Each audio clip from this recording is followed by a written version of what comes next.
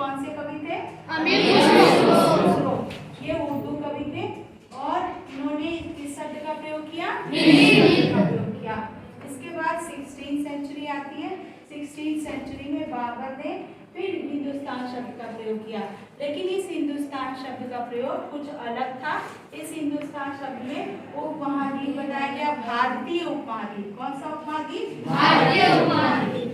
भारतीय उपमहाद्वीप का भूगोल, भूगोल बने वहाँ के बच्चाओं के बारे में, फिर पशु पक्षी, वहाँ के निवासियों और उनकी संस्कृतियों के बारे में बताया गया। तो ये आपने हिंदुस्तान शब्द का प्रयोग सबसे पहले किसने किया, इन सब चीजों के बारे में जाना। अब हम लोग जानेंगे विदेशी शब्द का मतलब क्या होता है।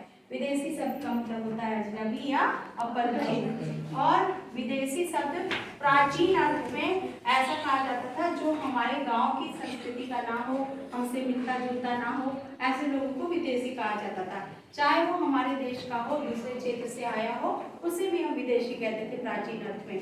लेकिन नए अर्थों में विदेशी का मतलब क्या हो गया?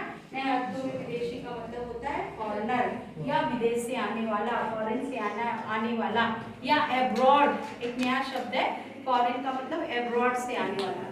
तो उसे हम कहते हैं, जो व्यक्ति गांव की संस्कृति का ना हो उसे प्राचीन समय में विदेशी कहा जाता था।